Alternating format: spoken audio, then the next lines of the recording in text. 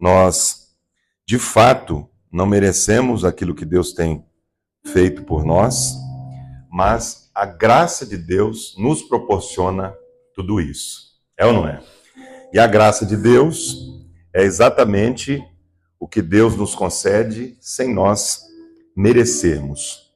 Só que tem um porém. Tem um teólogo muito famoso, americano, chamado Dallas Willard, e ele diz o seguinte, que a graça de Deus não é ausência de esforço, é ausência de mérito. Então, uma coisa é Deus nos dar aquilo que a gente não merece. Outra coisa é a gente fazer a nossa parte. A parte que nos cabe deve ser feita. Deus, sem dúvida alguma, fará a dele. Quem acredita, diga amém. Amém. Então, os irmãos podem se assentar, esteja à vontade. Eu vou abrir o texto sagrado. João, capítulo 14. Não sei como é o costume dos irmãos aqui, se lê em pé ou sentado. Lá no Brasil a gente lê sentado, né? João, capítulo 14. Nós vamos ler alguns versículos para juntos navegarmos um pouquinho no que nós chamamos de pneumatologia, que é a doutrina. Doutrina significa, no latim, ensino, do Espírito Santo. A palavra pneuma, no grego, pneuma, significa vento, sopro, ar, fôlego e também espírito. Em alguns seminários, a matéria chama-se pneumatologia. Em outros se chama paracletologia, que é o estudo do Consolador, que é a mesma coisa. Em outros seminários, a matéria se chama pneumorragiologia, que é o estudo do Espírito Santo. Pneumo, espírito, hagios, santo, logia, estudo. Mas todas essas matérias se resumem no estudo do Espírito Santo. E nós vamos falar um pouquinho sobre isso nesta manhã, e eu tenho certeza absoluta que o Espírito Santo vai nos abençoar muito aqui. Quem acredita, diga amém. Quero agradecer, louvar a Deus pela vida do pastor Otair, sua digna esposa, irmã Joelma, e todos os irmãos que estão aqui fazendo parte deste trabalho. Louvar a Deus pela vida desse servo do Senhor. Pastor Giovanni, todas as vezes que fala do Senhor, fala com muita alegria, sempre produz um elogio, e eu fiquei ansioso em conhecê-lo, né? Você vai gostar muito do pastor Otair. Pastor Otair é uma bênção, um homem de Deus, animado, cheio do Espírito Santo. Falei, então é esse mesmo. Então, quero louvar a Deus pela vida do senhor e pela vida do meu amigo, pastor Giovanni, como ele disse aqui. A gente já se conhece há muitos anos e Deus tem cada vez mais estreitado esses laços, né? E tem nos recebido com muita alegria no seu lar. E eu agradeço, meu amigo, mais uma vez. Vamos ao que interessa, meus irmãos? Quem está animado aí, diga glória a Deus. Então vamos ao texto, porque tem muita coisa para a gente estudar aqui e eu não quero cansá-los. A gente tem um tempo hábil aí, né? Não sei onde está o relógio. Cadê o relógio? Não tem relógio. Não tem relógio aí? Tá, glória. E a igreja boa de pregar é assim, irmão, não tem relógio, né? O pastor disse que eu só posso ir até 3 horas da tarde, então já não tem relógio, então eu vou ficar à vontade, né, pastor? Claro que eu estou brincando, irmão. Vamos lá. Quem achou? João 14, nós vamos ler a partir do versículo 16. Está escrito assim: e eu rogarei ao Pai, isso é Jesus dizendo, e Ele vos dará outro Consolador. Percebam que a palavra Consolador, acredito que na sua tradução, assim como na minha, está com letra maiúscula. Consolador. Para que fique convosco para sempre. Olha que benefício. Olha que privilégio. Consolador, ele não vai passar uma temporada com vocês. Ele não vai passar férias com vocês. Ele vai ficar convosco para sempre. O Espírito da verdade, nele não há mentira. Que o mundo não pode receber. Olha só, o mundo não pode receber o Espírito Santo, mas nós não somos do mundo. Nós estamos no mundo, mas somos do céu. porque não o vê, nem o conhece, mas vós o conheceis, porque habita convosco e estará em vós. Não vos deixarei órfãos, voltarei para vós. Quem pode dizer glória a Jesus por isso? Queridos irmãos, esse texto que nós lemos, indiscutivelmente, é um dos textos mais pujantes quando o assunto é o Consolador, o Espírito Santo. Porque falar do Espírito Santo nos empolga, nos entusiasma, porque nós somos pentecostais. Tem pentecostal em Portugal?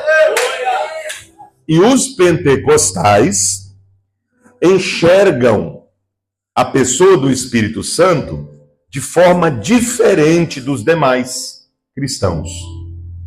E é sobre isso que eu quero falar aqui nesta manhã. Essa diferença que os pentecostais fazem em relação ao Espírito Santo dos demais cristãos. Sejam protestantes tradicionais, sejam protestantes de outras linhas, como Reformada, nós enxergamos o Espírito Santo de outra maneira. Porque nós não somente falamos do Espírito Santo, nós não só conhecemos o Espírito Santo na teoria, nós temos experiências com o Espírito Santo.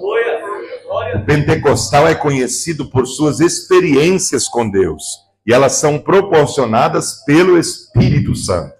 Isto é extraordinário. Irmãos, isso aqui é um privilégio sem igual, sem tamanho, incalculável, sem medida.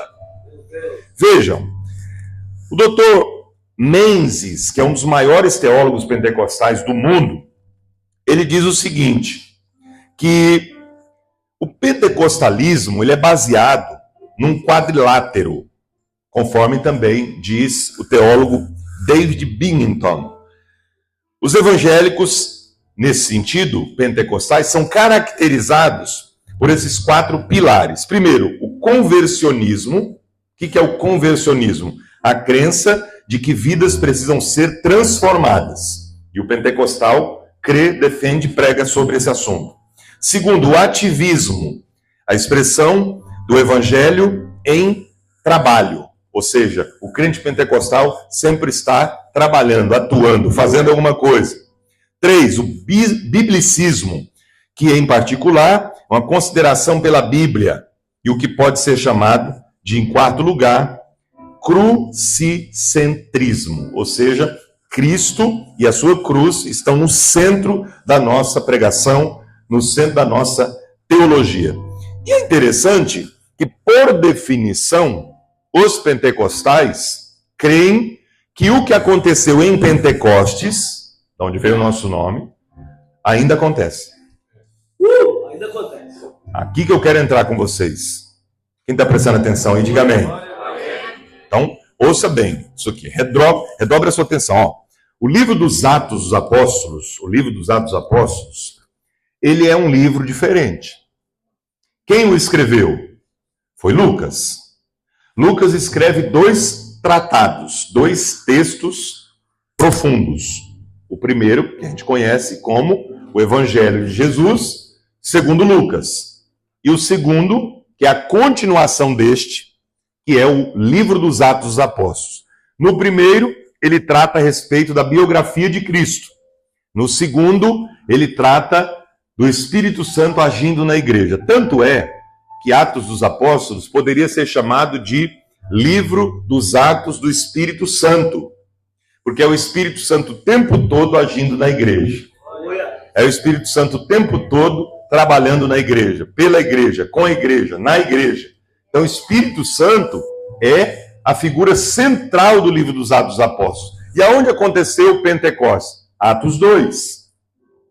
E esse Pentecostes, que era uma festa judaica, festa das colheitas, chamada em hebraico de Shavuot, foi escolhida por Deus para que neste dia o Espírito Santo fosse derramado. E o que eu acho lindo é que Jesus havia prometido isso. Ele disse o seguinte, você leu comigo, João 14, no versículo 17. O Espírito da verdade que o mundo não conhece e não pode receber, porque não vê, nem o conhece, mas vós o conheceis, porque habita convosco. Mas o texto não para por aí. E estará em vós.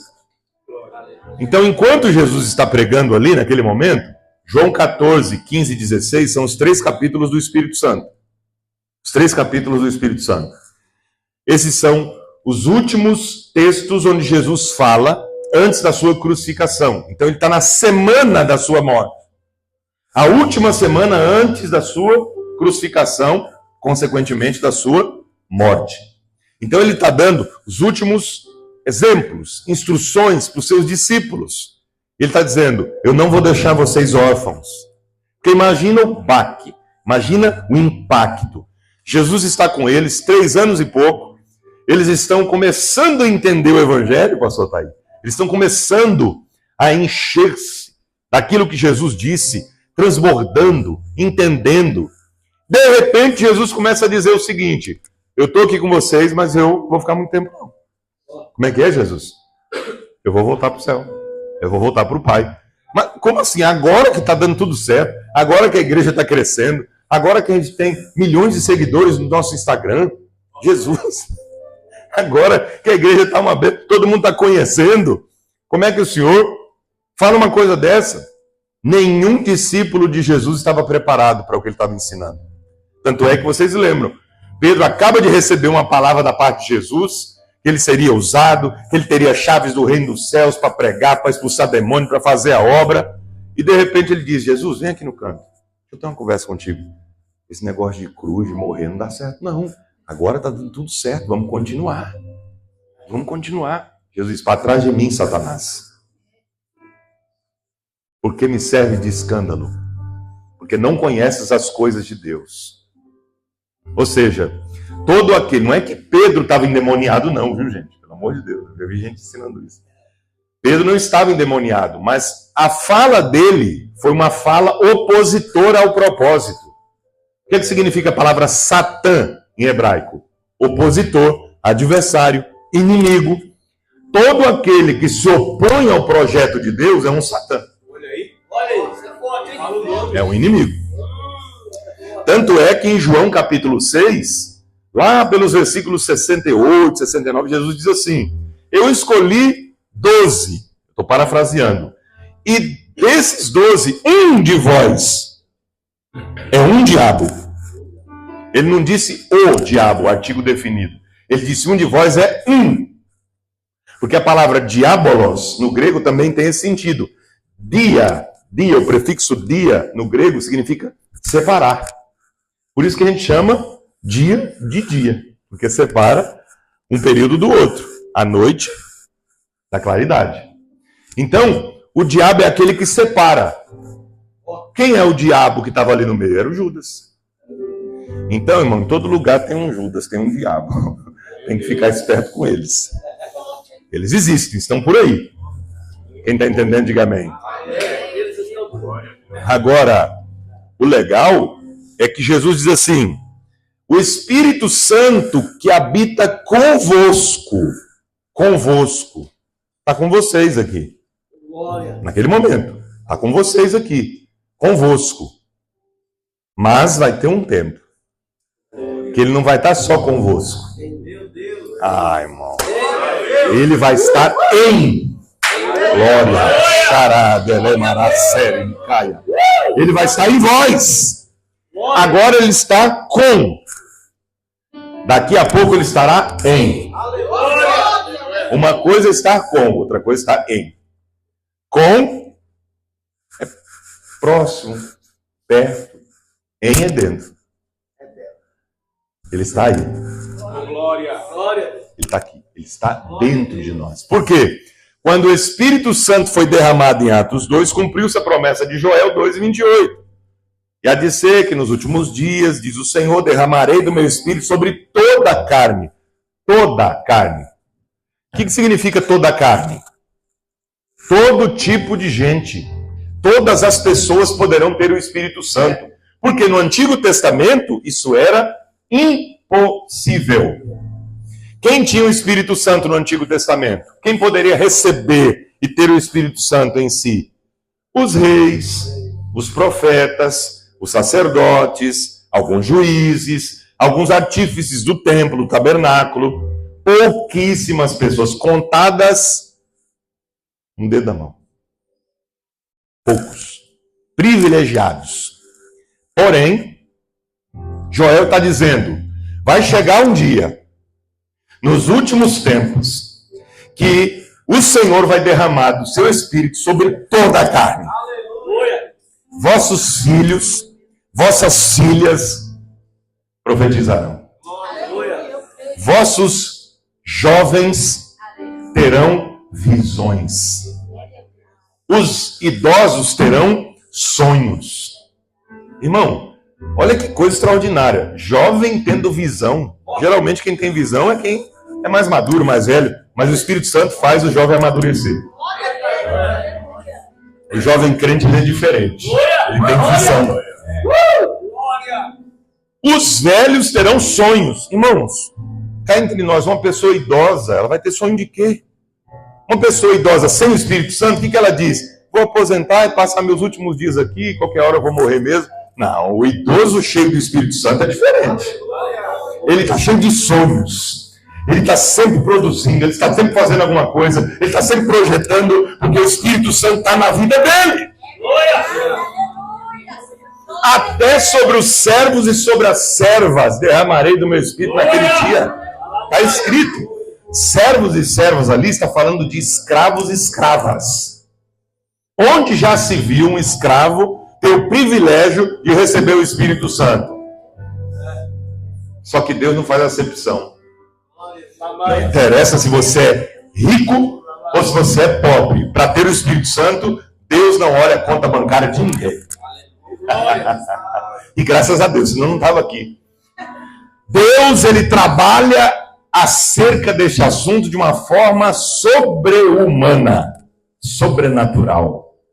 E é por isso, irmãos, que nós glorificamos a Deus por este grande privilégio. É uma honra muito grande ter o Espírito Santo em nós. Agora, ele está convosco, mas vai chegar um momento que ele estará em vós. Porque eu rogarei ao Pai. Meu Jesus, que coisa tremenda.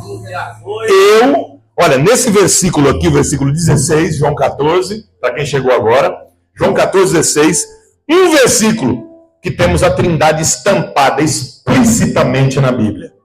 Eu, Jesus, o Filho, rogarei ao Pai, já tem duas pessoas ali, e Ele, o Pai, vos enviará o Espírito Santo, a terceira pessoa. E é até interessante a gente destacar isso aqui, pastor Giovanni, que quando a gente fala, quem é o Espírito Santo? A gente pergunta para alguém, quem é o Espírito Santo? Geralmente a resposta é a seguinte, a terceira pessoa da Trindade. Está errado? Não, não está errado. Só que há um problema e um perigo nisso, nessa fala. Porque ela pode nos induzir mentalmente no erro. No raciocínio lógico, a gente pode pecar teologicamente. Pastor, não entendi, foi nada. Então deixa eu te explicar. Sou professor para isso. Para simplificar o que é complexo. Quem está aí, diga amém. Amém. Não tivesse a dizer como, né? O que acontece? Quando a gente fala assim, o Espírito Santo é a terceira pessoa da Trindade, na verdade, isso implica numa hierarquização na nossa mente, sem a gente perceber, pastor Daí. Sem a gente perceber, a gente pensa assim, bom, o Pai é a primeira pessoa, se é a primeira é mais poderosa. Jesus é o Filho, é a segunda, se é a segunda pessoa é menos poderosa que a primeira. E o Espírito Santo é a terceira, então, né, é um Deus menor. Aí, irmão, isso é heresia de testemunho de Jeová. Não, eu prefiro dizer, não é errado falar que ele é a terceira pessoa da Trindade, tá? Não é errado, você vai encontrar isso nos livros de teologia. Mas eu, Rodrigo, prefiro dizer o seguinte, o Espírito Santo é uma das pessoas da divindade. Viu a diferença? Porque ele está no mesmo patamar do Pai e do Filho. O que é a Trindade, pastor? A Trindade é a manifestação do próprio Deus. Deus é trino e uno ao mesmo tempo. Ele é um só Deus, mas ele está em 3 pessoas: Pai, Filho e Espírito Santo. Não são 3 deuses. Não são 3 deuses. Isso seria triteísmo, seria pecado, idolatria. Mas é um só Deus que se manifesta em 3 pessoas: no Pai, no Filho e no Espírito Santo. Agora olha para cá para você entender a Trindade, para nunca mais errar e nunca mais esquecer. Porque a Trindade é só o tema mais difícil da teologia, só isso. Porque a nossa mente é limitada para compreender Deus, gente. Tudo que a gente for falar a respeito de Deus, na linguagem humana, é pouco. Não existem adjetivos suficientes, não existem verbos suficientes. Tudo que você vai falar em relação a Deus é pouco, é pequeno, porque ele é grande, tão grande, que a Bíblia diz que nem os céus dos céus podem contê-lo. Mas mesmo assim ele cabe dentro de nós. Dá para explicar isso? Então o Espírito Santo, ele não é, olha a Trindade, não é o Filho. Assim como o Filho não é o Pai nem o Espírito. Assim como o Pai não é o Filho nem o Espírito. E nem o Filho é o Pai e nem o Espírito. E assim vice-versa. Quem entendeu, diga amém. Povo inteligente, entendeu rápido. Isso aqui demora tempo. Por quê? Porque uma pessoa é o Espírito Santo, outra pessoa é o Filho, outra pessoa é o Pai. Senão a gente vai incorrer no erro do unicismo, que é uma sectariedade dentro do cristianismo. É uma espécie de heresia muito pesada que está inserida em algumas igrejas. Que só existe uma pessoa na divindade. E eles dizem, essa pessoa é Jesus. Então Jeová é Jesus. O Espírito Santo é Jesus. Não é. Não é. Na Bíblia não é assim. Existe um grupo muito famoso lá no Brasil, chamado Voz da Verdade, que você deve cantar os hinos deles. Os hinos são lindos, mas a teologia é terrível. Porque eles ensinam que Jesus é o Pai e que Jesus é o Espírito Santo. Então me explica isso aqui. Eu, Jesus, vou rogar ao Pai. Peraí, eu vou orar para mim mesmo? E ele vai enviar o Espírito Santo. Então eu vou orar para mim mesmo e vou me enviar. Então isso é uma heresia. Não creia nisso e não aceite isso. Quem entendeu, diga glória a Jesus. Então a Trindade é: o Pai é Deus, o Filho é Deus, o Espírito Santo é Deus. Mas o Pai não é o Filho não é o Pai não é o Espírito não é o Filho. Pronto, resolveu. Posso ir embora? Quem entendeu aí? Então, essa é a verdade. Acho que acabou a pilha aqui. O que acontece? O Espírito Santo, na vida do crente, ele trabalha de uma forma tão espetacular que a gente não tem palavras para descrever. Desligou, foi? Não aguentou a unção. O Espírito Santo, ele é tão extraordinário que as nossas palavras não podem descrevê-lo. Totalmente. Porque é Deus, gente. O Espírito Santo é Deus, sim ou não? Sim. Nós adoramos o Espírito Santo, sim ou não? Sim. A gente diz assim, pastor, eu posso orar direto ao Espírito Santo? Pode, irmão. Ah, mas a Bíblia diz que tem que orar em nome de Jesus. Irmão, o Espírito Santo é Deus. O Pai é Deus. O Filho é Deus. Você está orando a Deus. Claro que o bom é que se faça orando em nome de Jesus ao Pai.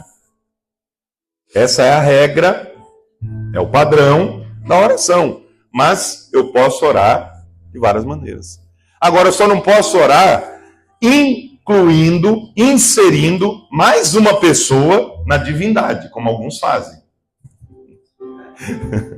Quando a pessoa diz assim, ela está orando, está falando assim, aí ela acaba a oração, fala no final da oração, Senhor, eu te peço, em nome do Pai, do Filho e do Espírito Santo. Peraí, quem é essa quarta pessoa? Quem é esse Senhor aí? Preste atenção. Senhor, já tem um Senhor. Eu te peço em nome do Pai, do Filho e do Espírito Santo. Então, Pai, Filho e Espírito Santo está aqui. Eu estou orando em nome deles. E tem o Senhor lá no céu. Que Senhor é esse, gente? É uma quarta pessoa agora? Não. Pai, eu te peço em nome de Jesus. Envia o Espírito Santo. Aí são 3. Batizar, eu batizo em nome do Pai, do Filho e do Espírito Santo. Que sou eu quem estou batizando. Agora, se eu estou orando a alguém, esse alguém ou é o Pai, ou é o Filho, ou é o Espírito Santo. Agora, se eu digo, eu te peço em nome do Pai, do Filho e do Espírito Santo, peraí, eu estou orando em nome dos três, e tem um outro quarto lá em cima, uma quarta pessoa? Não, é um só Deus, mas em três pessoas divididas. Quem entendeu, diga glória a Jesus. É só para esclarecer, tá? Porque para falar do Espírito Santo não dá para falar sem falar da Trindade. É Deus. Mas é impossível entender Deus completamente. A gente entende Deus de acordo com a Bíblia. O que a gente pode entender sobre Deus? O que está escrito. O que está escrito na Bíblia é o que nós podemos absorver a respeito dele. Tem uma história interessante, pastor Thaí, pastor Giovanni, e irmãos que nos acompanham, sobre Agostinho, que foi um dos maiores teólogos de todos os tempos. Diz a história que Agostinho estava escrevendo aquele livro sobre a Trindade, que é um baita de um livro, um dos melhores que existe sobre o assunto. E ele estava meio cansado e foi andar na praia. Foi esparecer a mente. Ele está andando pela praia, quando ele avistou de longe, tinha um menino. E esse menino estava com um balde na mão, e ele ia lá na praia, pegava a água, voltava para a areia e jogava dentro de um buraco.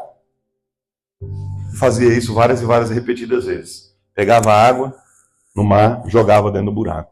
Aí Agostinho se aproximou e disse, ô meu filho, tudo bem? Ele disse, tudo bem. O que você está fazendo? Ele disse, eu estou transportando o mar para dentro desse buraco. Aí ele começou a rir. Ô meu filho, me desculpa, mas o que você está fazendo é impossível. Como é que você vai transportar o mar para dentro do buraco? Olha o tamanho do mar, olha o tamanho do buraco. Aí ele olhou e reconheceu Agostinho e falou, o senhor não é o teólogo Agostinho? Sou eu mesmo. Oh, muito prazer. Eu ouço muito falar do senhor. Fiquei sabendo que o senhor está escrevendo um grande livro sobre Deus. Ele disse, estou. É verdade. Você está sabendo bem. Ele disse, então nós estamos na mesma situação. Entendeu? Foi, como assim, meu filho? Mesma situação, não tem nada a ver minha vida com a sua? Falou, tem sim. Porque assim como eu não posso transportar o mar para dentro do buraco, o senhor não pode colocar Deus num livro. Porque Deus é inalcançável na nossa limitação mental e intelectual. Então, o que a gente pode saber sobre Deus é o que está na Bíblia. O que está na Bíblia eu posso saber, porque é só ler, entender, pela iluminação do Espírito Santo. Porque a Bíblia é o único livro do mundo. Todas as vezes que você lê na presença do autor, que é o Espírito Santo. Só tem um autor na Bíblia. Mas, pastor, eu ouvi falar que são 40. Não, são 40 escritores. Autor é só um, que é o Espírito Santo, que conduziu os 40 escritores para falar exatamente o que ele queria. Então, essa é a realidade. O Espírito Santo é uma das pessoas da divindade. E quando nós pentecostais falamos sobre o Espírito Santo, falamos de outra maneira, diferente dos demais. Diferente dos demais. Porque Atos dos Apóstolos foi escrito por Lucas. E Lucas era médico. Todo mundo sabe isso. Lucas era historiador. Todo mundo fala isso. O que quase ninguém fala é que ele também era teólogo. Pastor, o que muda? Muda tudo. Muda tudo, porque Lucas, ele sabe exatamente o que ele quer escrever. Ele não está escrevendo por acaso. Ele não está escrevendo de qualquer maneira. Ele está sob a inspiração divina. E ele tem conhecimento absoluto do que ele está fazendo. Tanto o texto de Lucas, quanto Atos dos Apóstolos, ambos foram escritos por ele, já falamos sobre isso, tem totais retoques teológicos. Isso faz toda a diferença. Sabe por quê? Porque se ele fosse só historiador, a gente ia ler Atos dos Apóstolos como os não pentecostais leem. Eu aprendi assim. Meu primeiro curso de teologia, os meus professores não eram pentecostais. Sabe o que eles ensinaram? Eles ensinaram o seguinte: livro de Atos dos Apóstolos é um livro histórico. Se é um livro histórico, tudo que aconteceu, aconteceu e não acontece mais, é passado. Está entendendo agora como muda? Só que eu sou pentecostal, e o pentecostal não lê Atos como livro histórico apenas, lê o livro de Atos como livro teológico. Não existe nenhum versículo na Bíblia, mais de 31.110 versículos. Nenhum versículo da Bíblia diz que Deus deixaria de agir como agiu na igreja primitiva. Nenhum versículo diz que os dons cessariam quando a Bíblia fosse totalmente escrita, o livro do Apocalipse fosse terminado. Nenhum versículo. Nenhum. Aqueles que nós chamamos teologicamente de cessacionistas, quem são os crentes cessacionistas? São aqueles que creem que os dons cessaram no primeiro século. Então lá por volta do ano 100, Apocalipse foi escrito, acabou. Agora já tem a Bíblia, não precisa mais de dom. Ninguém mais precisa falar em línguas. Ninguém mais é usado em dom de profecia. Não tem mais dom de interpretação. Conversa do diabo. Senão, o que a gente vê nos nossos cultos? O livro de Atos não é um livro do passado, é um livro do presente. Aleluia. As experiências que os crentes tiveram naquela época, nós também temos hoje. Quem está aí? Quem está aí? Quem está aí? Pode dar um glória. Somos pentecostais e nós cremos na manifestação do Espírito Santo hoje, ainda. Os dons não cessaram. Ele ainda age. O Espírito Santo trabalha. Ainda tem batismo com o Espírito Santo. Deus pode te batizar hoje de manhã. Ainda tem manifestação de línguas. Ainda tem manifestação de profecias.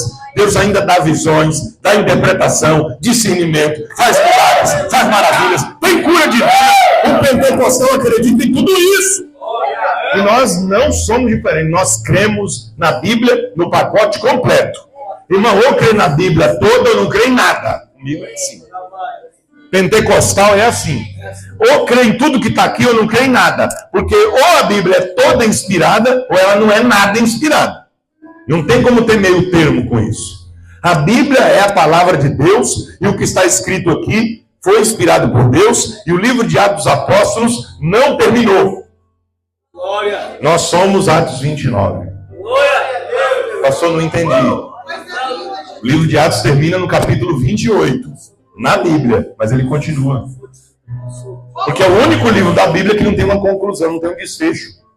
Lucas não falou assim, portanto, fechamos esse livro, tá? Não.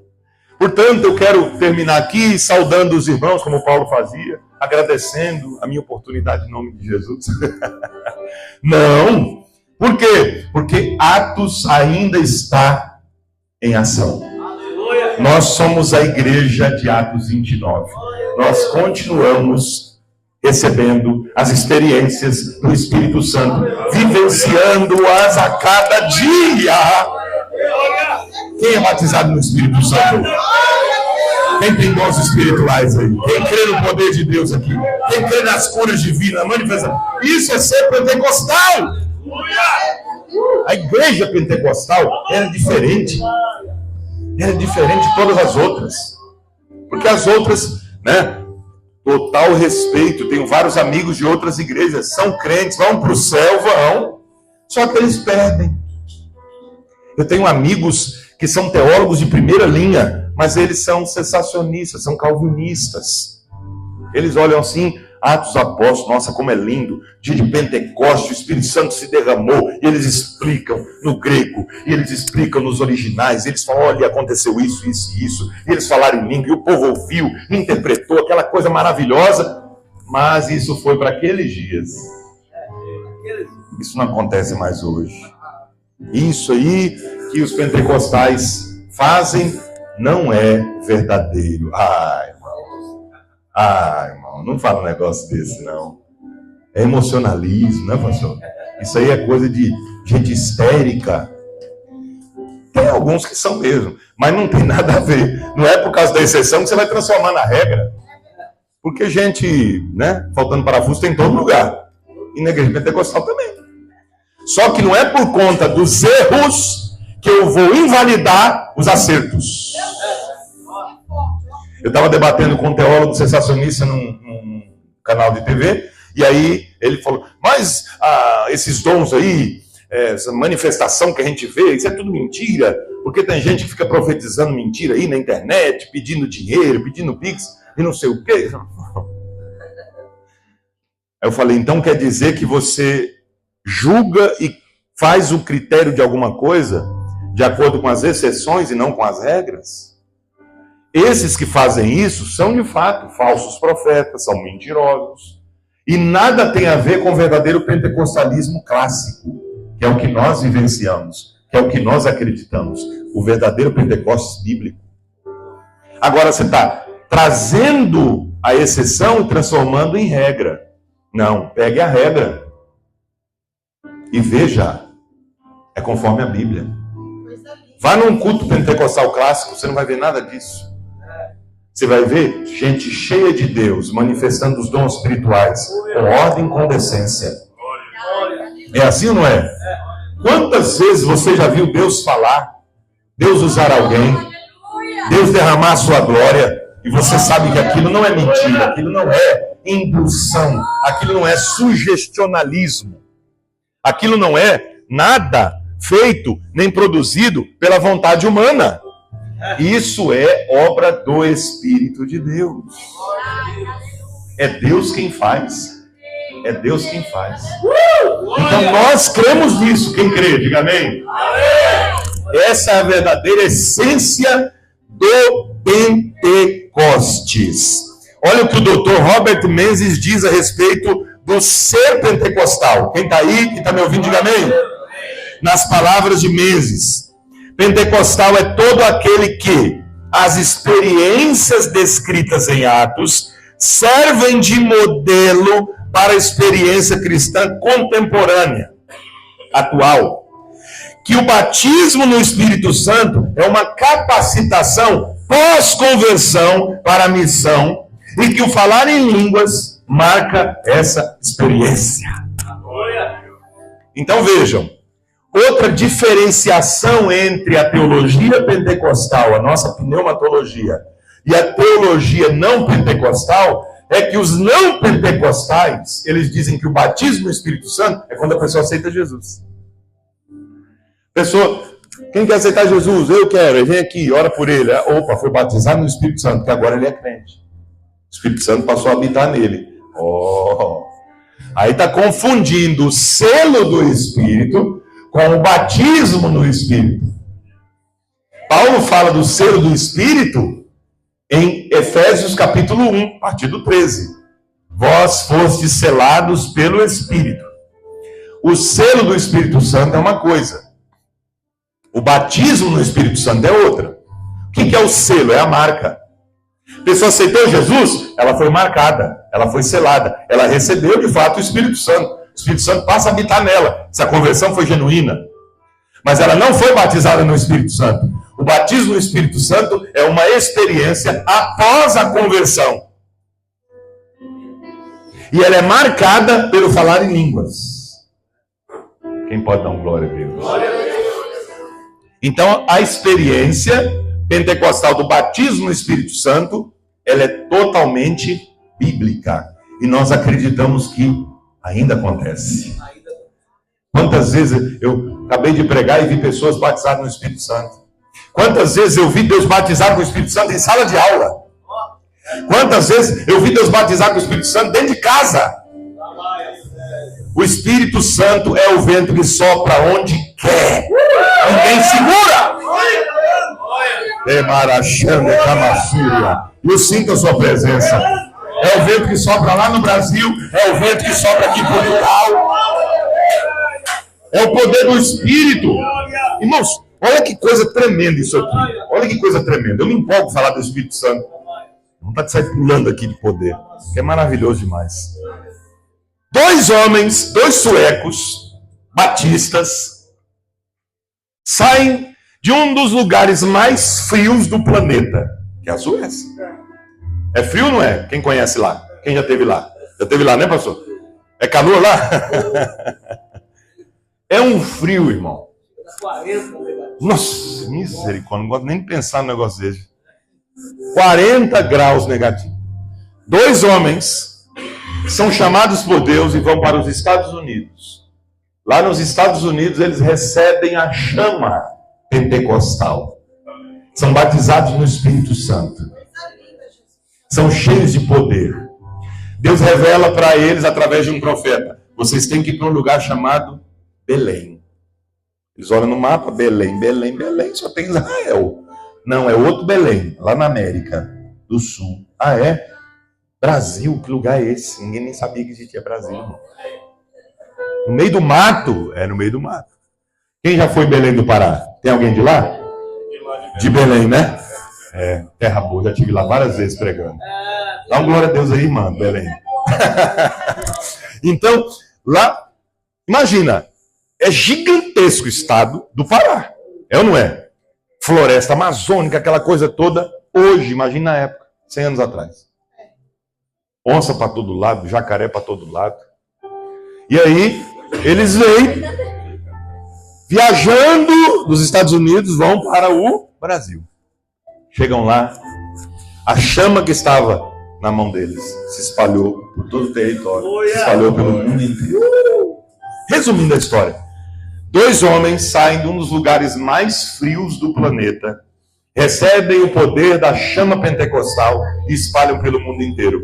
Hoje, você não der glória a Deus agora, irmão, misericórdia. Escuta, hoje há um número de pentecostais quase 3 vezes maior do que a população da Suécia.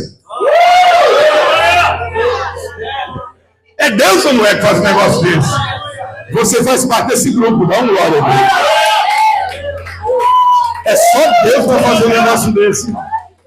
Então o Espírito Santo usa coisas improváveis para fazer coisas extraordinárias. Coisas simples para fazer coisas sobrenaturais. Deus não precisa de nada e de ninguém para fazer o que Ele quer. Sabe o que Deus conta? Com gente disponível. Quem quer ser usado por Deus? São esses que Deus vai usar. Quem quer ser usado por Deus? São esses que Deus vai utilizar. Basta querer, porque o Espírito Santo está à disposição para qualquer pessoa. Filhos, filhas, servos, servas, jovens, idosos. Não tem preconceito, não tem faixa etária. Ah, pastor, mas eu já estou numa idade, eu acho que Deus não vai me usar mais. Ah, pastor, eu acho que eu estou numa idade ainda muito jovem. Deus... Que isso? Deus usa criança, Deus usa jovem, Deus usa adolescente, Deus usa adulto, Deus usa idoso, Deus usa quem quer ser usado. Quem quer ser usado por Deus aí? Então, prepare-se para ser. Coisa linda é quando Deus age. Na igreja pentecostal é assim. A gente sabe como vai começar o culto, mas não sabe como é que vai terminar. É ou não é? Quantas vezes eu, como pastor, dirigindo o trabalho, sabia como ia começar, mas não sabia como ia terminar. Eu sabia que eu ia começar cantando um hino aqui, outro ali, tá? Agora, como ia terminar, eu não sabia. Eu estava dirigindo um culto, e aí comecei cantando o hino da harpa, como a gente faz lá no Brasil, cantar o hino da harpa, tal. Cantou um, cantou o segundo. E, irmãos, a presença de Deus veio de maneira tremenda. E Deus falou comigo: vou batizar com o Espírito Santo hoje, culto de domingo. Pastor da igreja. Porque uma coisa é você vir de fora, né? E orar, irmãos, Deus vai batizar com o Espírito Santo. Se não batizar, você vai embora, ninguém nunca mais te vê a cobrar. Agora, se você não passou da igreja, os irmãos ficaram assim. Irmãos, Deus acabou de falar para mim que vai batizar com o Espírito Santo aqui essa noite. Amém? Os irmãos, amém. Uns creem, outros não, né? Fica meio assim. Será? E se não? O pastor vai ficar meio, né? Falei, presbítero, fulano, vem aqui, continua dirigindo o culto que eu vou orar. Eu ajoelhei e comecei a orar no púlpito. Aí ele foi e deu oportunidade para minha esposa, que era extremamente tímida na época. Eu estava orando para Deus tirar aquela timidez dela, batizá-la com o Espírito Santo, renová-la. Eu não falei nada, ele foi e deu oportunidade para ela. Ela veio bem tímida, cantou um hino. Quando ela cantou um hino, a glória de Deus tomou conta da casa. Ela desceu. Quando ela desceu, eu levantei da oração e o Espírito Santo falou: coloca a mão sobre ela que eu vou batizá-la agora. Eu falei: agora sim, mas eu não tenho outra pessoa não, né? Eu sou o marido. Não é você que está orando por ela? Então vai lá. Ah, irmão, coloquei a mão sobre ela. Quando eu coloquei a mão sobre ela, eu nem cheguei a falar receba. Ela já recebeu e começou a falar em línguas. Ah, irmão, aí foi batismo para cá, batismo para lá, gente sendo cheia do poder e a presença de Deus sendo manifesta e a glória do Senhor sendo derramada e o Espírito Santo se manifestando. Aí vão dizer para mim que isso é o quê? Invenção da minha cabeça? A gente, preste atenção, a igreja pentecostal, ela é uma igreja que crê nas experiências. Mas ela não se baseia nelas, se baseia na Bíblia. Vocês estão entendendo o mistério? Olha a diferença. Porque nós somos atacados pelos não pentecostais. O pastor Giovanni sabe disso, o pastor está aí. Os obreiros aqui, os irmãos que estudam a Bíblia, sabe? Nós somos atacados porque eles dizem assim: ah, mas vocês pentecostais, vocês não se baseiam na Bíblia, se baseiam nas experiências de vocês. Vocês têm as experiências e têm aquilo como verdade absoluta. E não pode. A Bíblia é a regra de fé. Quem foi que ensinou esse negócio? Não. Nós temos experiências porque está na Bíblia. E porque está na Bíblia, nós cremos nas nossas experiências. Não é o contrário. Não é porque eu tenho experiência que eu creio no que está na Bíblia. Eu creio no que está na Bíblia. Por isso que eu tenho experiência. Quem entendeu isso? As experiências pentecostais, elas acontecem porque a Bíblia fala sobre elas. Porque senão, nós de fato nos basearíamos nas nossas próprias experiências. E não é isso que a Bíblia nos ensina. A Bíblia ensina a gente a crer no que está escrito. E porque cremos no que está escrito, nós podemos também vivenciar isso. Porque eu creio no batismo com o Espírito Santo? Porque está escrito na Bíblia. Porque eu creio que hoje Deus usa pessoas em outras línguas? Porque está na Bíblia.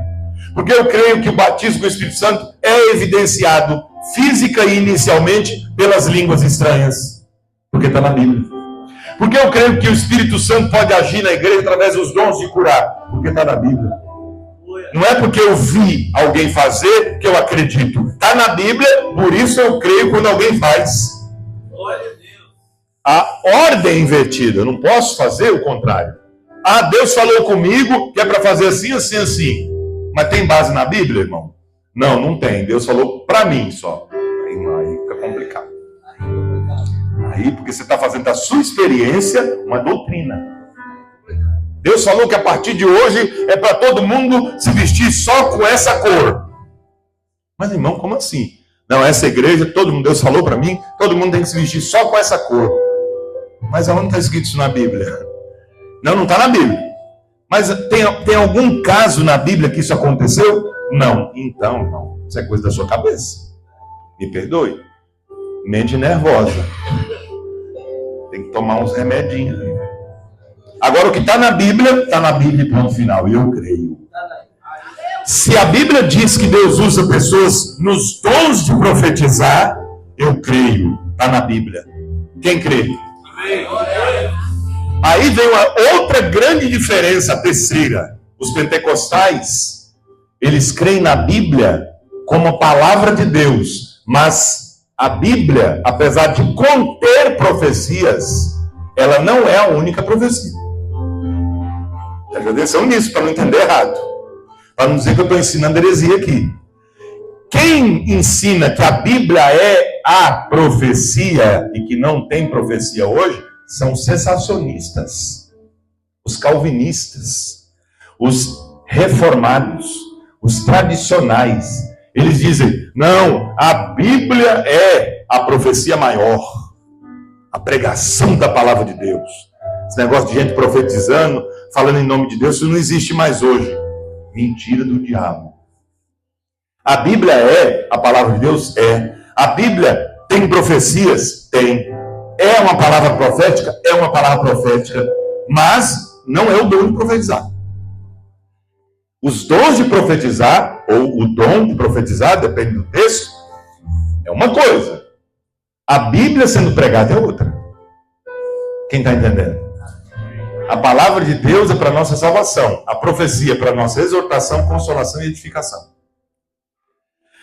Ao falar em línguas, eu edifico a mim mesmo. Vamos ler esse texto? 1 Coríntios. Só quem gosta de Bíblia, diga amém. Capítulo 14. Versículo 2.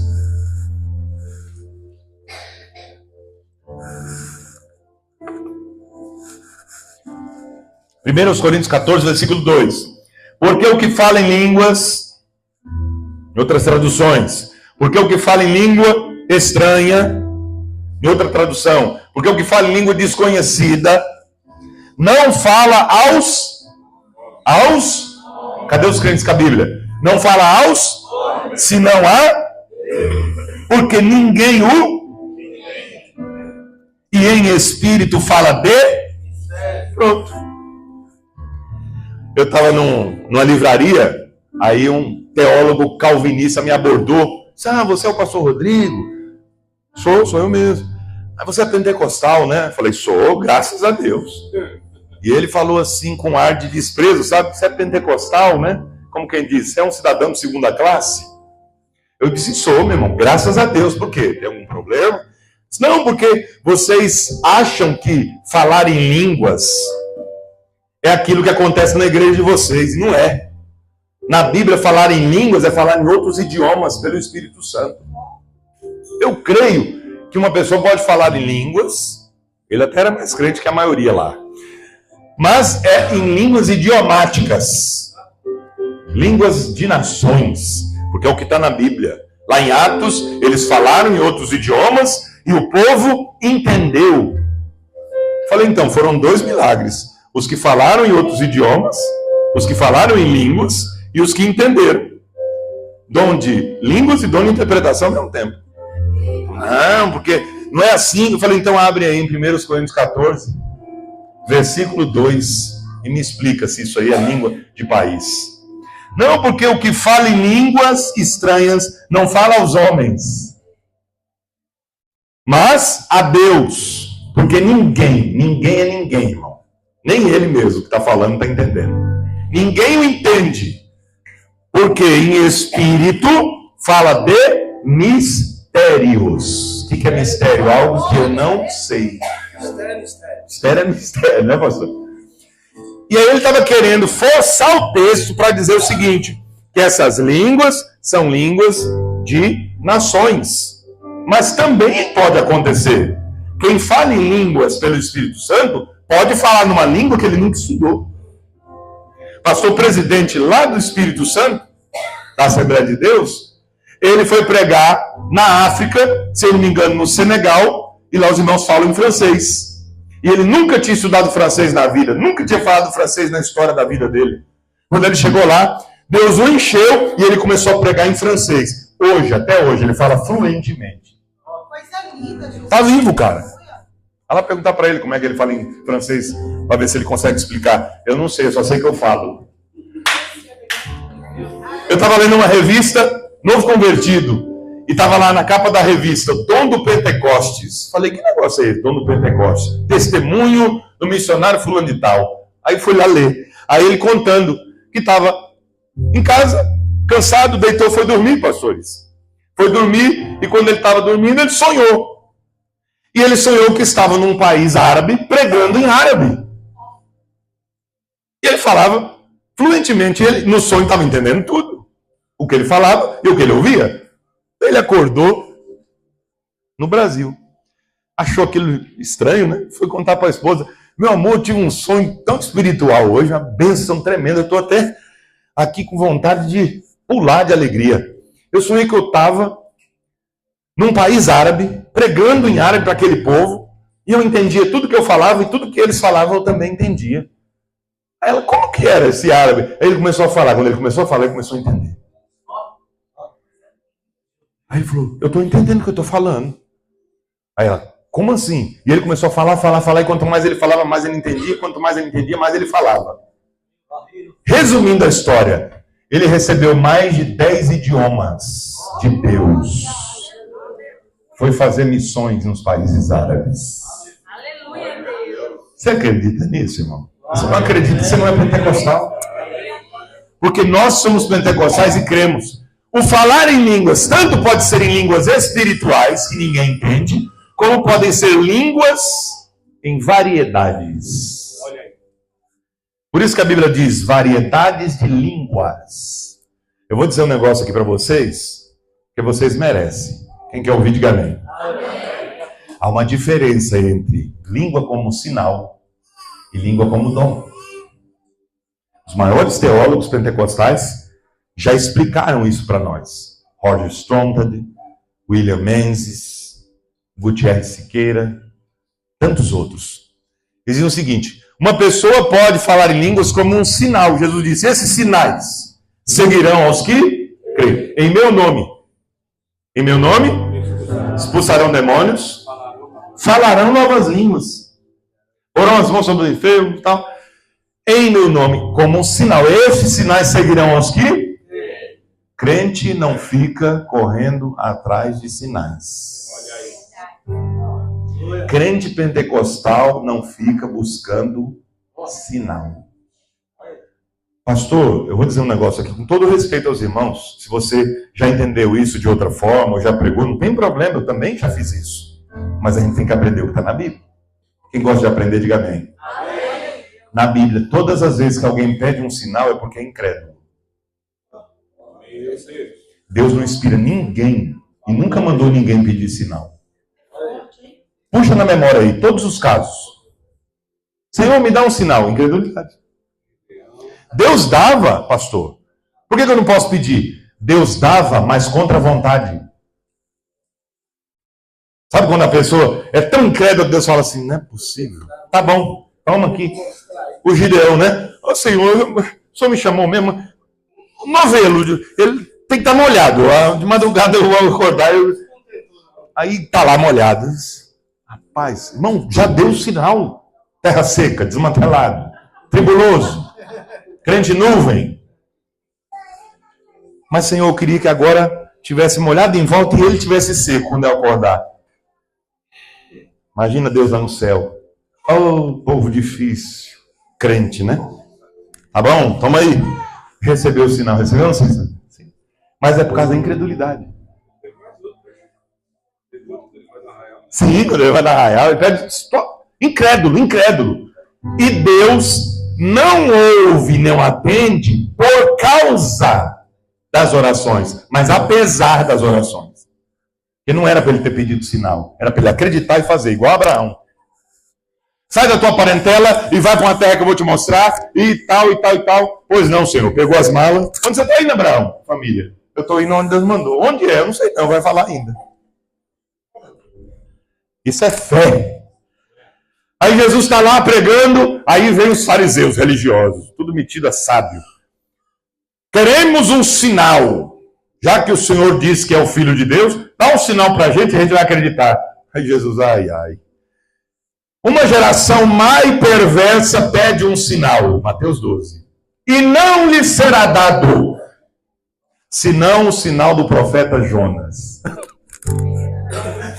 Que ficou 3 dias e 3 noites no ventre do grande peixe. Assim também, o Filho do Homem vai ficar 3 dias e 3 noites no ventre da terra. Depois ele vem. Depois ele ressurge. Quem pode glorificar? Quem pede sinal é quem não está crendo. Crente pentecostal não corre atrás de sinal. O sinal corre atrás dele. Esses sinais seguirão. Estes sinais seguirão. Aquele. Quais são os sinais? Fala não e outras línguas. Que línguas? Novas. Novas? Novas. Se são novas, são outras. Você sabia que o falar em línguas estranhas, como a gente chama na Bíblia, que a palavra estranha não está no original grego. Por isso que na sua Bíblia está em itálico. A palavra estranha, ela está de outra forma. A fonte é outra. Por quê? Porque não está lá. É só para a gente saber que essas línguas não são da terra. São línguas espirituais. Quem fala em línguas desconhecidas, esse é o termo. Línguas desconhecidas, não fala aos homens, mas fala a Deus. Irmão, isso aqui é tão tremendo. Eu queria ter pelo menos um mês para ficar aqui com vocês falando sobre esse assunto. As línguas são um sinal para os incrédulos também. Que isso, pastor? É. Não é para você correr atrás do sinal. Quem corre atrás do sinal é incrédulo. Mas as línguas também são um sinal de Deus para quem é incrédulo. Pastor, o que é isso? Vamos ler.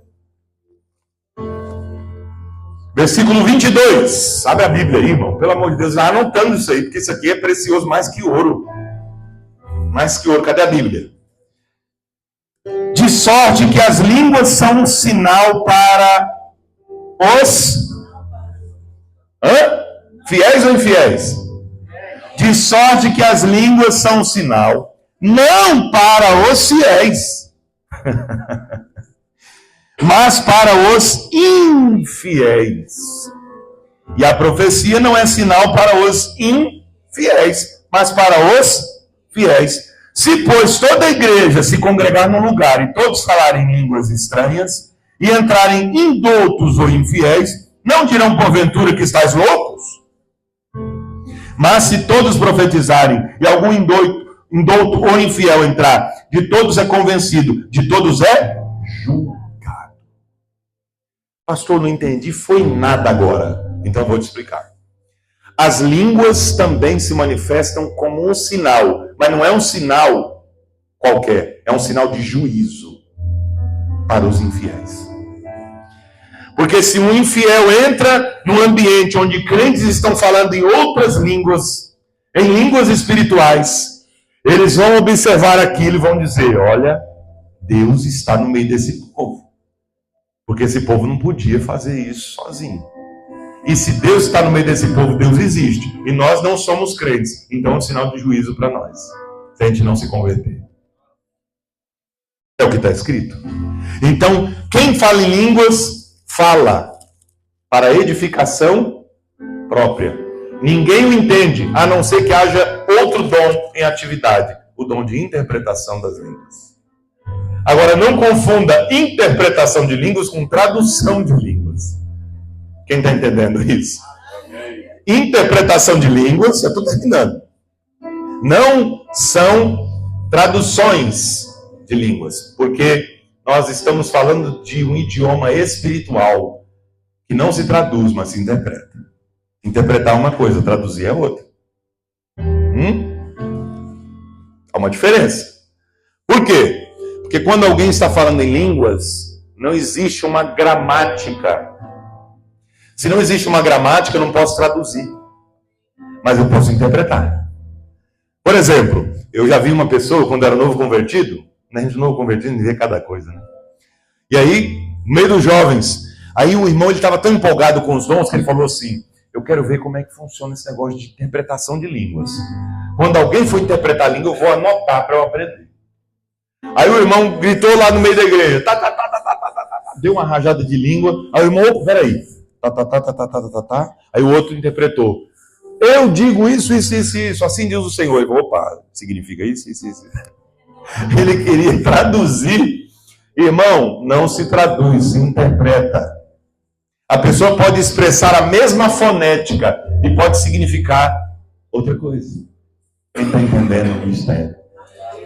Então, são mistérios de Deus. Deus trabalha dessa forma. Quantos testemunhos eu não conheço de pessoas que falando em línguas foram ouvidas por outras pessoas no seu idioma. Sem a pessoa saber que está falando. Mas quem está ouvindo está entendendo. Fenômeno espiritual. Foi o que aconteceu em Atos 2. Em Atos 2, diferentemente do que os calvinistas ensinam, não foi só língua e idioma, não foi só língua de nação. Foram línguas estranhas também aqui. 1 Coríntios 14. Como é que Paulo vai falar de um assunto que não tem na Bíblia? Ele está falando de algo que está baseado em Atos 2. Línguas de nações, dialectos, conforme está lá no grego, mas também glossolalia. Línguas que eles falavam espiritualmente. E ambas foram compreendidas por quem estava lá na festa do Pentecostes. Peraí, esses varões não são galileus? Como, pois, nós os ouvimos falar no nosso próprio idioma? Eles estavam ouvindo no idioma deles. Mas eles estão falando a mesma frase. Ah, irmão, que é isso? Isso aqui é para dar glória a Deus de pé. Eles estão falando as mesmas coisas. Eles estão falando em vários idiomas, línguas estranhas. Mas eles estão entendendo nas suas próprias línguas. Cada um no seu idioma. Conheci um irmão que ele veio do Japão, incrédulo de tudo. Chegou numa igreja pentecostal, estava passando uma luta tremenda, financeira, familiar, emocional. Vamos entrar nessa igreja aqui para ver se existe esse negócio mesmo. Aí entrou, quando ele sentou lá no fundo, a irmã mais simples, mais pobre da igreja, começou a falar em línguas. E ela disparou, falar em língua, e os irmãos já estavam, meu Deus, essa irmã não tem sabedoria, está atrapalhando o culto. E o japonês lá atrás chorando que nem criança. Ela está falando em línguas, ela não estava falando japonês. Mas Deus fez pelo Espírito ele entender tudo em japonês. Deus desvendou a vida dele e profetizou a respeito de coisas futuras. E quando alguém perguntou, quem quer aceitar Jesus? Lá veio o japonês correndo. Eu quero. Ele disse, Deus acabou de falar comigo profundamente. Ele disse, como? Através daquela mulher. Ela morou no Japão? Não, essa mulher nunca saiu nem daqui do bairro. Pois é, mas ela estava falando no meu idioma. E os irmãos ficaram tudo sem entender. Como se ela estava falando em línguas? Mas é o poder do Espírito que transforma. Deus fala, Ele faz acontecer. Isso é ser pentecostal. Cadê os pentecostais? Pode levantar a voz e glorificar o nome de Jesus. Ela vai, eu quero me nascer e canta rai.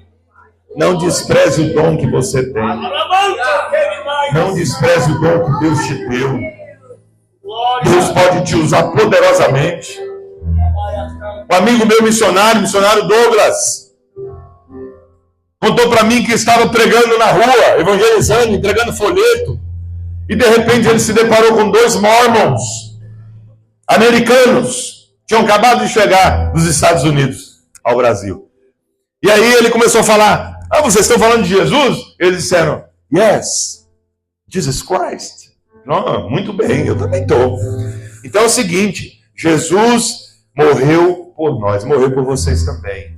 E eles ficaram ouvindo, e ele começou a pregar. De repente, Deus transformou português em inglês. E ele começou a falar inglês e pregar em inglês. Ele nunca tinha estudado inglês na vida. E ele evangelizou os mormons em inglês. E ele disse em inglês, vocês querem aceitar esse Jesus que eu prego? Eles disseram, queremos. Jesus faz, é assim.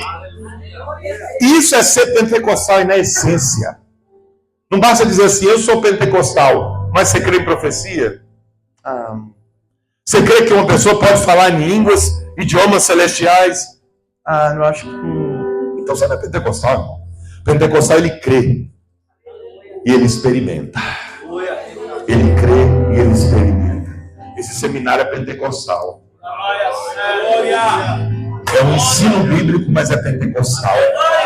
Por que ele é pentecostal? Porque ele é diferente. Eu não sou pentecostal apenas porque eu li. Eu li, criei e experimentei. E eu vivo essa experiência todos os dias da minha vida. Eu falo em línguas. Glória a Deus. Eu creio no poder de Deus. Eu creio em profecia. Eu profetizo também quando Deus manda. Eu interpreto línguas também quando Deus dá. Por quê? Porque eu creio. Eu creio. Porque a base é crer. Se eu não creio, irmão, eu estou fazendo o que aqui? Perdendo meu tempo? Eu creio. E como Deus tem falado conosco? Eu não tenho. Deus fala conosco através da pregação? Fala. Deus fala conosco às vezes através dos hinos? Fala. Deus fala conosco às vezes através de uma criança? Fala. Mas Deus também fala através dos dons. Deus fala através da profecia. Quem fala em línguas, versículo 2, fala a Deus e não aos homens, ninguém o entende, mas ele está falando em espírito de mistérios. Agora olha o versículo 3. Quem profetiza aos homens. Mas o que profetiza fala aos homens. Para quê? Para 3 coisas. Pastor, como é que eu sei que uma profecia é de Deus ou não é de Deus? Tem que ter esses 3 propósitos. Edificação. 2, exortação. 3, consolação. Edificar. O que é edificar? Levantar. Como é que você edifica uma casa? Para baixo ou para cima? Para cima. Você recebe uma palavra profética e você é erguido por Deus. Exortação. O que é exortação? Exortar é animar. Não é o que muita gente pensa. Pensa que é apausentar, né? Bater. O pastor hoje estava bravo, ele estava com uma mensagem de exortação. Não, exortar é animar. É só ler no dicionário, qualquer um. Exortar é animar, reativar a alegria, o ânimo. E por último, consolação. Consolo. Consolo. Latim, consolo. Solo é chão. Você recebe a palavra profética e você recebe o chão de volta. Sabe quando a pessoa está perdida, não sabe para onde vai, não sabe onde pisar? Aí vem a palavra profética e direciona. Consolo. Aleluia. E conforta. Aleluia. É ou não é? Então a palavra, quando ela vem de Deus, profética, ela edifica, ela exorta e ela consola. Quem profetiza, profetiza aos homens. Eu não posso profetizar para Deus. Deus me dá a profecia para eu profetizar para os homens. Agora, para Deus, eu falo em línguas. Eu glorifico a Deus em outros idiomas. Agora, irmãos, posso tocar num assunto interessante aqui com vocês? A gente tem uma ideia assim, a gente diz assim, né, às vezes. Irmão, quando você for orar, pedir algo para Deus que você não quer que ninguém saiba, nem o diabo, você ora em línguas. Porque o diabo não vai entender. Ou então você ora em pensamento. Irmão, por favor. Se o diabo entender ou não, não vai mudar em nada. Por quê? Porque quem controla tudo é Deus. Você acha que o diabo pode fazer alguma coisa? Uma vez me perguntaram na sala de aula, um aluno disse: pastor, é verdade que o diabo não pode ler o nosso pensamento? Eu disse: onde está escrito isso na Bíblia? Ele disse: não sei não, eu só sei que todo mundo prega isso. Eu disse: pois é. Mas onde está escrito? Não tem nenhum versículo que diga que o diabo não pode ler o nosso pensamento. Agora tem gente assustada. E agora, professor, ele pode ler? Se ele pode ou não pode, irmão, eu não estou nem aí. Vai mudar nada. Porque quem comanda tudo é Deus. A Bíblia diz que ele não é onisciente. Ele não pode saber todas as coisas ao mesmo tempo, do passado, presente e futuro. Só Deus é onisciente.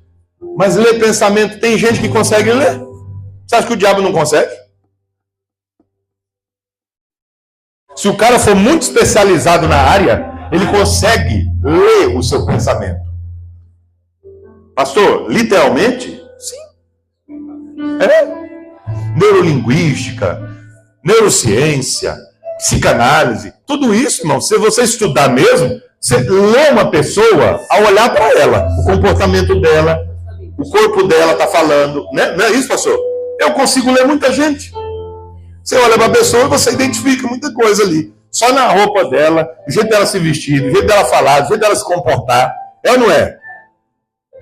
O diabo, irmão, ele nasceu muito antes de nós. Ele conheceu o primeiro ser humano. Ele sabe como a gente se comporta, ele sabe como a gente pensa. Eu não estou dizendo que ele vai ler todos os pensamentos minuciosamente, mas ele só de olhar, ele sabe o que ele está pensando. Pastor, e agora? O que eu faço? Eu oro em pensamento, eu oro em língua, o que eu faço? Ore do jeito que você quiser, pode gritar, Satanás vai ouvir, vai querer impedir e não pode. Vamos parar com essa conversa. Já pode saber, pode não saber, pode ler o pensamento, pode não. Deus está no comando. Porque se o diabo pudesse fazer o que ele quer, ninguém estava aqui hoje, muito menos eu. Então são tantos mitos, né? Não é isso, pastor? Eu estou com medo de contar essa bênção, que o diabo vai ouvir, o diabo se lasque no inferno. Se arrebente no juízo final. Porque nós somos crentes, estamos na mão de Deus. Nem lembra que o diabo existe. Meu compromisso é com o céu. O diabo não pode fazer o que ele quer. Ele não pode dar um passo se Deus não permitir. Martinho Lutero, o grande reformador, dizia que até o diabo é diabo de Deus. E Deus é tão tremendo e comanda todas as coisas de tal maneira que ele usa até o diabo para nos abençoar.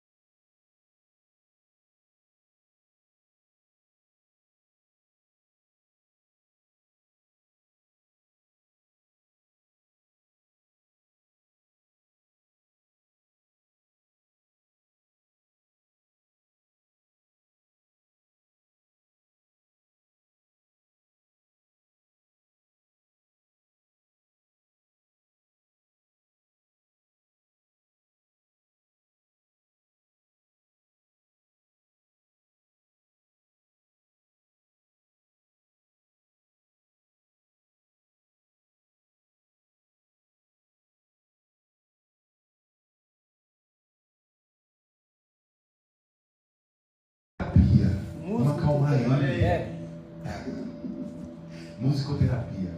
Alguém conhece uma pessoa que toca um instrumento suave para acalmar o rei? Aí um rapaz levantou a mão. Pena que a Bíblia não dá o nome dele. Eu conheço. Conhece? Onde ele mora? Ixi, rapaz. É um dos filhos de Jessé.